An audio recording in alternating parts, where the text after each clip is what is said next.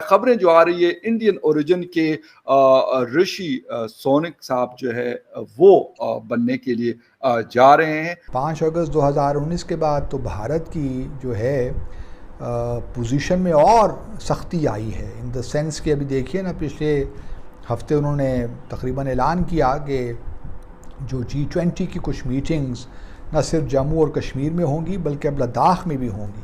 China और पाकिस्तान जो है उसने कहा है जी कि ये जो है वो जम्मू एंड कश्मीर में नहीं होनी चाहिए, सो एंड सो। लेकिन मेरा नहीं ख्याल इंडिया जो है वो चाइना और पाकिस्तान की बात सुनेगा। वो वही करेंगे जहां पे उनको सूट करता है, या जहां वो समझते हैं कि जहां पे हमारे लिए ये एक इम्पोर्टेंट माइलस्टोन है, वो उनको अपनी पावर शो करना चाहते हैं, अपनी कैपेसिटी शो करना चाहते हैं, तो वो वही करेंगे। ऋषि सोनक जो हैं इंडिया के एक बिलियनर हैं। इन्फोसिस इंडिया की one of the top software companies. India ने जब से उनके चीन के साथ मामलात खराब हुए हैं, इंडिया ने थोड़ा डिप्लोमेटिकली असर्ट करना शुरू कर दिया है। और वो इस तरह के जो प्राइम मिनिस्टर मोदी हैं, उन्होंने दलाई लामा को कॉल की उनको उनकी बर्थडे विश करने के लिए। एक कंट्री जो कि इंडिया पर रूल करता था, उसी के ओरिजिन का आदमी, इंडिया के ओरिजिन का आदमी वहां पे प्राइम मिनिस्टर बनेगा। भारत जो है उसने एक डेवलपमेंट की है और उन्होंने कहा जी कि हम जो G20 की जो मीटिंग है वो हम लद्दाख में करेंगे। अच्छा, ये जो चीज़ है ये बड़ी इंपॉर्टेंट है। थोड़ा अर्सा पहले हमने सुना था कि इंडिया जो है वो अपनी G20 समिट जो है वो जम्मू एंड कश्मीर में करेगा। अब ये जो है वो एक चीज़ है बड़ी इंपॉर्टेंट है। फिर कई लोगों से सुना कि चाइना और पाकिस्तान जो है उसने कहा है जी कि ये जो है वो जम्मू एंड कश्मीर में नहीं होनी चाहिए, सो एंड सो। लेकिन मेरा नहीं ख्याल इंडिया जो है वो जम्मू एंड कश्मीर की बात करेगा।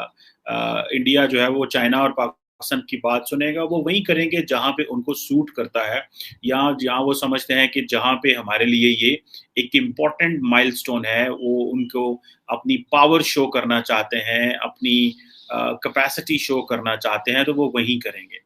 अब ये जो एक डेवलपमेंट है तो ये बड़ी इंपॉर्टेंट कि आप कैसे देखेंगे कि अगर लद्दाख में ये G20 की मीटिंग हो रही हो। मुझे ऐसे लगता है कि ये ज़्यादा से ज़्यादा जो है ना, ये एक जिसे आप कह लें कि this is playing into the gallery.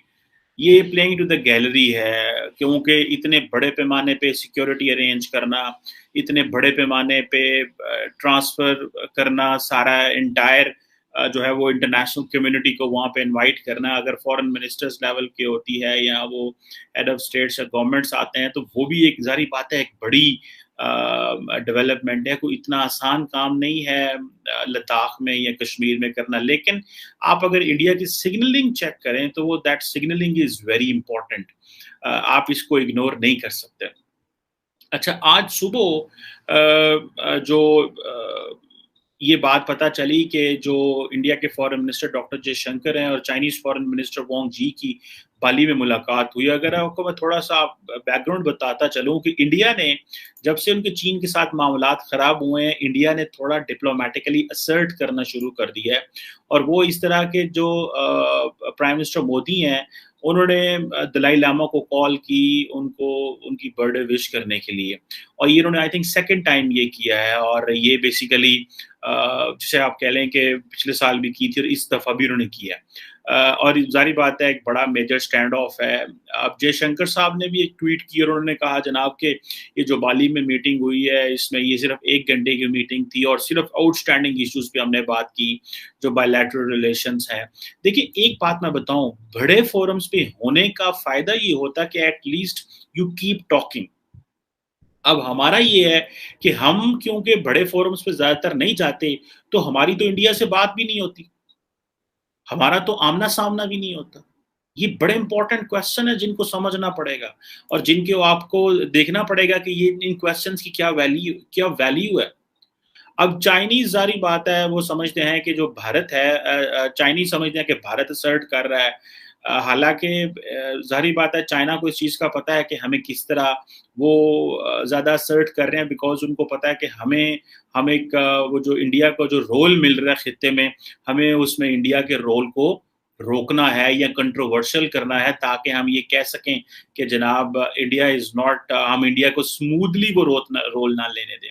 Basically तो चाइनीज ये चाहते हैं खबरें जो आ रही है इंडियन ओरिजिन के ऋषि सोनक साहब जो है वो बनने के लिए जा रहे हैं। ये ऋषि सोनक जो हैं ये सेकेंड जनरेशन इंडियन है यूके में, और इनका ये टॉप कंटेंडर है। अभी चांसलर एक्सचेकर हुआ करते थे, यानी कि वहाँ के फाइनेंस मिनिस्टर, और वहाँ पर अभी कोविड के टाइम पर इन्होंने इंडस्ट्री को बहुत अच्छा संभाला, बिजनेस को बहुत अच्छा संभाला, और कोविड को भी इन्होंने संभालने के लिए पैसा दिया। इनका इसी टाइम पर इनका नाम ऋषि रख दिया गया। और ये बोरिस जॉनसन के तो करीबी थे ही, साथ में अपनी पार्टी में भी इनकी अच्छी पकड़ है, पार्टी में भी इनको बहुत पसंद किया जाता है। बोरिस जॉनसन के रेजिग्नेशन के बाद कुछ लोगों के नाम सामने आ रहे हैं, उसमें से ऋषि सोनक ये टॉप कंटेंडर है, इन्हें गोल्डन बॉय भी बोलते हैं। एक और नदीम जरावी जो कि एक एंटरप्रेन्योर है, उनका नाम भी सामने आ रहा है। साथ में एक और मैडम है लिज ट्रस, वो मार्गरेट थैचर की चेली हैं, मतलब मार्गरेट थैचर को फॉलो करती हैं। लेकिन इसमें टॉप कंटेंडर्स में ऋषि सोनक ही हैं। ऋषि सोनक जो हैं इंडिया के एक बिलियनर हैं। इन्फोसिस, इंडिया की one of the top software companies, वो इन्फोसिस के फाउंडर जो है नारायण मूर्ति, उनके सन इन लॉ भी हैं। और साथ में इन्होंने अपनी पूरी पढ़ाई, he is born in UK, पूरी पढ़ाई वहां पर की है। और अब ये वहां के प्राइम मिनिस्टेरियल कैंडिडेट के लिए टॉप कैंडिडेट बन गए। इनकी एक खूबी और है, इन्होंने अपना काम बहुत बखूबी करके दिखाया है। लोगों में इनकी पॉपुलैरिटी इस समय पीक पर, तो ये माना जा सकता है कि ये हो सकता है ये बन जाए। We don't know how the politics goes, politics तो कभी भी चेंज कर सकती है। ऋषि सोनक के साथ ये रहा है कि इनकी जो इनके कई फील्ड्स हैं। ये जिसे बोलते हैं कि वहां पे सोशल सर्विस में भी थे और लोगों के साथ काम भी करते थे, और पॉलिटिक्स में suddenly came into limelight when he became the chancellor exchequer, वहां के फाइनेंस मिनिस्टर बने। ऋषि सोनक अगर बने तो it will be a big day, क्योंकि एक कंट्री जो कि इंडिया पर रूल करता था, उसी के ओरिजिन का आदमी, इंडिया के ओरिजिन का आदमी वहां पे प्राइम मिनिस्टर बनेगा। एक बड़ी चीज तो होगी, नो डाउट अबाउट इट। हालांकि वो ब्रिटिश हैं और उनके पास नेशनैलिटी ब्रिटिश है, और उनकी वाइफ जो है वो भी अब नेशनैलिटी उनकी ब्रिटिश है, लेकिन फिर भी एक वो इम्पैक्ट पड़ता है, नो डाउट अबाउट इट। और वो हिंदू रीति रिवाजों को फॉलो करते हैं, दिवाली मनाते हैं, सब कुछ है। तो ये इंडिया के लिए भी, और इंडिया से बेसिकली ब्रिटिश टाइज भी अब अच्छे हो रहे हैं।